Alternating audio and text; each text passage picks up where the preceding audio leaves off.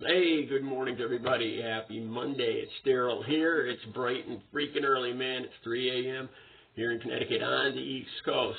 Okay, I got to tell you, man, I get livid. I get so angry. Every so often I'll see one of these posts, and it usually says something along the lines of, if methadone is free to addicts because they have a disease, then why is chemo not free for cancer patients? And a lot of times, I see this often, as you guys probably do too, and there'll be a different shade. There'll be a little different. Sometimes it'll be a little different. It'll say the methadone part, and then it'll say, why is insulin not free to diabetics? And this, man, I feel very strongly about this. As you know, I've been in recovery now for over 18 years. 18 years and 4 months. I've been completely clean and sober. And I was a full-blown heroin addict back over 18 years ago.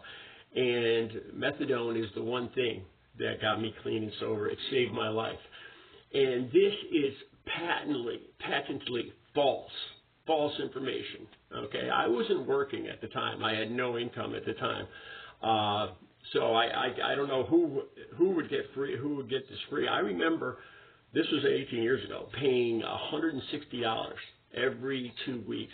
It started off as $100 18 years ago, every 2 weeks, and then $50 a week, and then it went up to, last I remembered, it was up to $160 or $80 every week, $80, and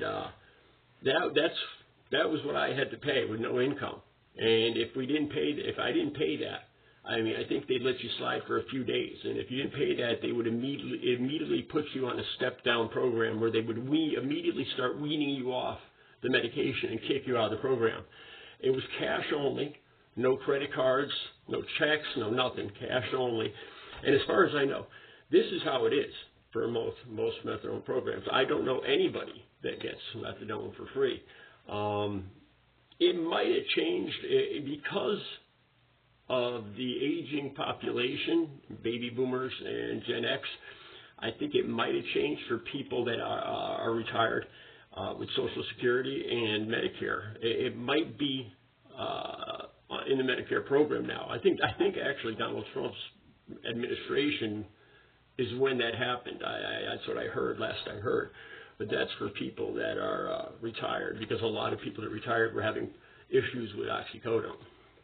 Okay, so that's the first part of this. It's not free. Second of all, why are they making people that are seeking recovery, people like me, that are trying to better their lives, why are they making them the bad guy in all this? You know, this is what I see here. They're pitting a methadone addict against a cancer patient. A person in the medical program is trying to better their life, trying to make their life better, and they're getting blamed for a cancer patient not getting the chemotherapy. And the same thing, and I see the same thing with insulin and diabetics.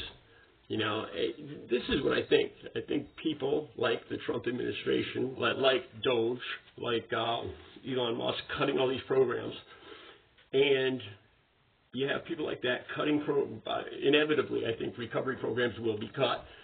And then instead of taking the blame themselves, they blame one sick person against another. They pit one sick person against another sick person. You know, when it's actually people like Republicans that are cutting health care, and they pit sick people, one sick person against the other sick person, instead of acknowledging that it's them that are cutting. You know, if anybody's responsible for people not getting chemo for reduced price, or for free, or for some kind of